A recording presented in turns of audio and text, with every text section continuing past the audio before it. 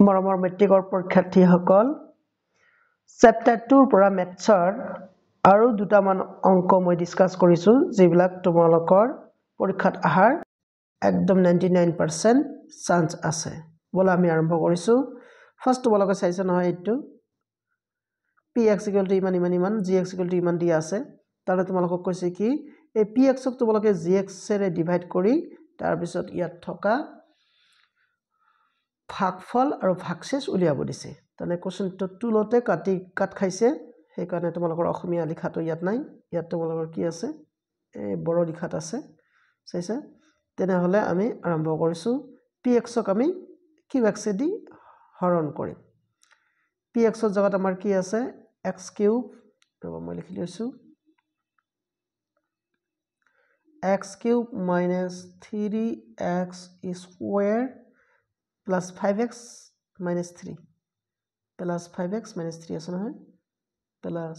5x minus 3 এটা তোমালোকৰ px আৰু ইয়াক তোমালোকক হৰণ কৰিব দিছে gx qx দি আৰু আমাক gx আৰু rx উলিয়াব লাগে qx আছে তোমালোকৰ x square minus 2 মানে এইটোৰ কথা কৈছো x square minus 2 এটা আমি কি দৰে হৰণ কৰিম লক্ষ্য কৰা তোমালোকে Fine.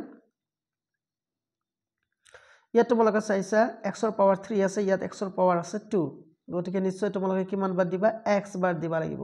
এই কাৰণে তোমালোকে ইয়াত লিখিবা x time x * x square কি হ'ব x³ তাৰ পিছত মাইনাস থাকিব মাইনাস 2 * x কিমান হ'ব 2x কিন্তু 2x তোমালোকে ইয়াত লিখিব নোৱাৰিবা ইয়াত লিখিব লাগিব 2x ইয়াৰ সন্মুখত আছে মাইনাস এতিয়া তোমালোকে সাইন চেঞ্জ কৰিবা ইয়াত প্লাস আছে মাইনাস দিবা ইয়াত মাইনাস আছে প্লাস দিলা নাই এটো সিধা নামি আহিল -3x এটো প্লাস কিন্তু দেই 5x + 2x কিমান হ'ব +7x - 3 আছে ফাইন এতিয়া হল কি আমাৰ -3x স্কয়াৰ এটো ৰবা এটো কিন্তু তোমালোকৰ -3x স্কয়াৰ ইয়াত সন্মুখত মাইনাস আছে ইয়াত কিন্তু x স্কয়াৰ আছে গতিকে নিশ্চয় মাইনাস বাৰ দিবা লাগিব কিন্তু ইয়াত আছে 3x স্কয়াৰ সেইকাৰণে তোমালোকে 3 টাইমছ দিবা fine 3 * x square -3 * x square কিমান হ'ব নিশ্চয় হ'ব ইয়াত -3x স্কয়াৰ গল ইয়াত মাইনাস আছে মাইনাস * মাইনাস কিমান হ'ব প্লাস হ'ব 2 3 6 6 কিন্তু ইয়াত লিখিব নোৱাৰা ইয়াত লিখিব লাগিব নাম্বাৰ পিছত নাম্বাৰৰ তলত নাম্বাৰ এটা +6 এতিয়া আকৌ আগৰ দৰে তোমালোকে ব্যবসাটো কৰিবা ইয়াত মাইনাস আছে ইয়াত প্লাস দিবা ইয়াত প্লাস দিলা আৰু ইয়াত প্লাস আছে তোমালোকে দিবা মাইনাস ফাইন তেন্তে আমাৰ এই দুটা কাট খালে কাটি দিলো হয় নিদিলো হয় ইয়াত হ'ব তোমালোকৰ 7x - 3 আৰু -6 -9 চাইছে নহয় এতিয়া তোমালোকে হয়তো ভাবিব পাৰা যে আকৌ কিয় আমি ভাগ নিদিও ইয়াত x ৰ পাৱাৰ কিমান 1 আৰু তোমালোকৰ ইয়াত ডিভিজৰ যে আছে ডিভিজৰত x ৰ পাৱাৰ হল 2 তানে আমাৰ যেটো আছে হেতু সৰু ভাগ কৰিব নোৱাৰি তেনে হলে আমাৰ কি বাক্স আছে gx যেটো নধৰে কিয় তোমালোকে মানে ভাগফল x - 3 ওলাল মানে এইটো আৰু ভাগশেষ তাৰমানে rx ৰ মান কিমান ওলাল 7x - 9 তোমালোকে লিখিবা এবাৰ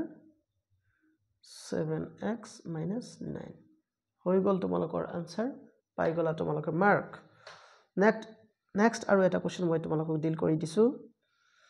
ইয়াত চাইছা তোমালোকৰ কোৱেশ্চনটো কি কৈছে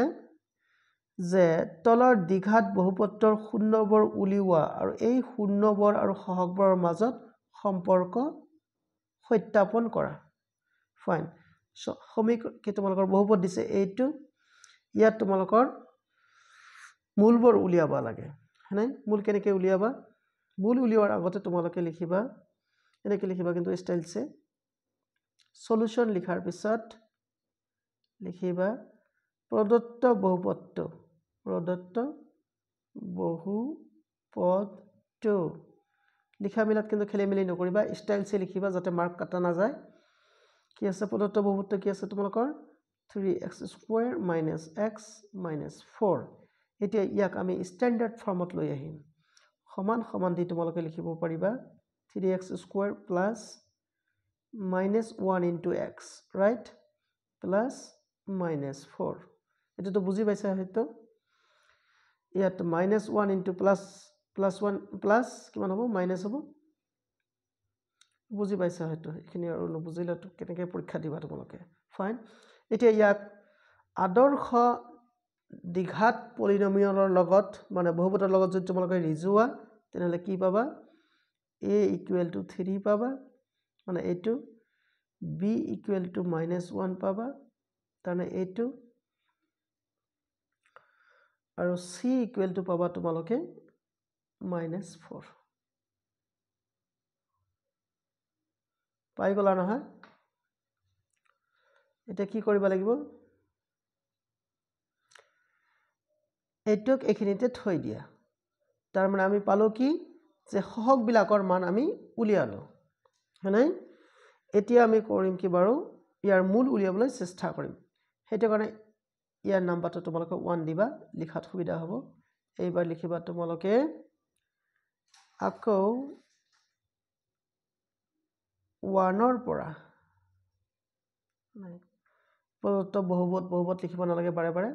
1 ৰ পৰা তোমালোকে কি লিখিবা দেখা দিছো তোমালোকে 3x স্কয়াৰ - x - 4 আছে নহয় এটাক আমি ফ্যাক্টৰাইজ কৰিবলৈ চেষ্টা কৰিম কেনেকৈ কৰিবা এইটোক দি এটো তোমালোকে পূৰণ কৰা 3 4 গুণ 12 হৈ গল নহয় গতিকে তাৰ পৰাই আমি এইটো উলিয়াম ইকুৱেল টু তোমালোকে লিখিবা 3x স্কয়াৰ আৰু বুজাই দিছো দে পিছত তোমালোকৰ কনফিউজন থাকিব 12 * x স্কয়াৰ 12x স্কয়াৰ মানে 12x স্কয়াৰ 12x স্কয়াৰক আমি লিখিব পাৰো 3x * 4x ফাইন এতিয়া 3x - 4x কিমান হ'ব তোমালোকৰ -x হ'ব হয়নে এই যে ইয়াত আছে -x গতিকে এইটোকে আমি ইউটিলাইজ কৰিম হেকাৰণে আমি লিখিম -3x +3x - 4x - 4 এটা আমি লিখিলো লিখাৰ পিছত এইবাৰ তোমালোকে লিখিবা ইকুৱেল টু কি কমন ল'ব পৰা যায় নিশ্চয় 3x কমন ল'ব পাৰে এই দুটাৰ পৰা ইয়াত থাকিব তোমালোকৰ x ইয়াত একো নাই মানে 1 ইয়াত -4 কমন ল'বা তোমালোকে ইয়াত থাকিব x + 1 এতিয়া গুটেই ৰাখিটোৰ পৰা তোমালোকে x + 1 কমন ল'ব পাৰিবা x + 1 যদি কমন লোৱা ইয়াত থাকিব 3x - 4 নাই এতিয়া x ৰ কি মানৰ বাবে এইটো আমাৰ 0 হ'ব পাৰে এটা তোমালোকে লক্ষ্য কৰিছা নহয় এটো 0 হবৰ হলে x + 1 = 0 বা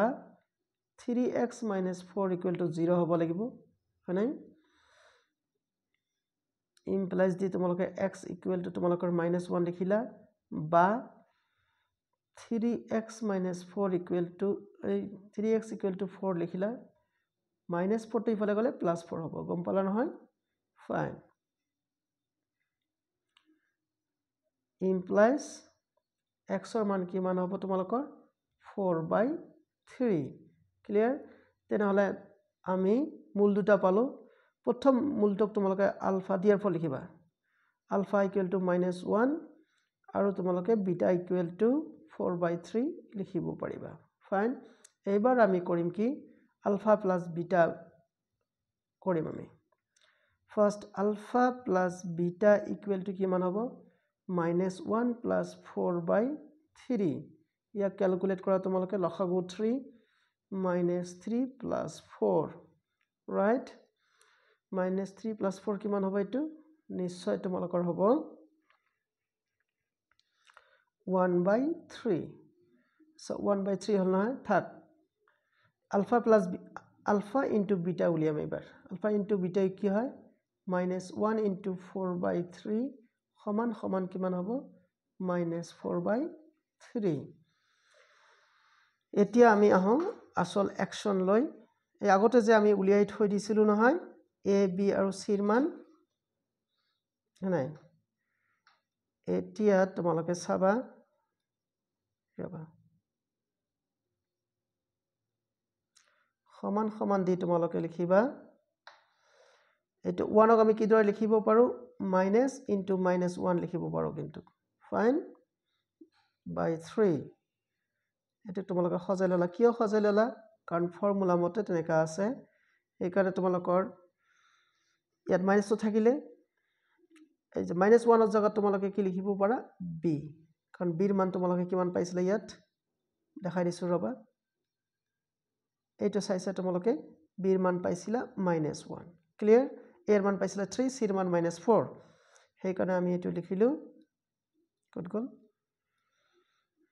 -b a ৰ মান কিমান আছিল 3 সেইকাৰণে 3 ৰ জায়গাত আমি a লিখিলো ইকুৱেল টু তোমালোকে কি লিখিবা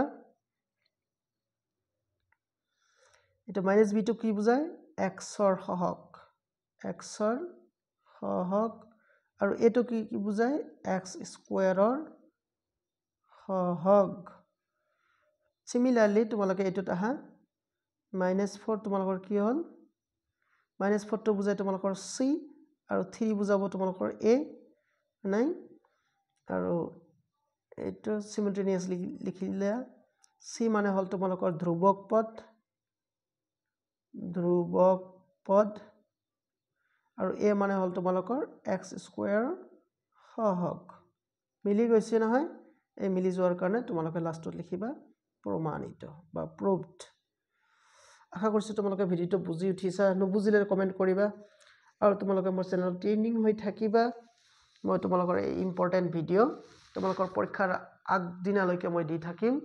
যাতে তোমালোকে অনায়াসে ভাল ৰেজাল্ট কৰি উত্তীৰ্ণ হ'ব পাৰা চোৱাৰ কাৰণে ধন্যবাদ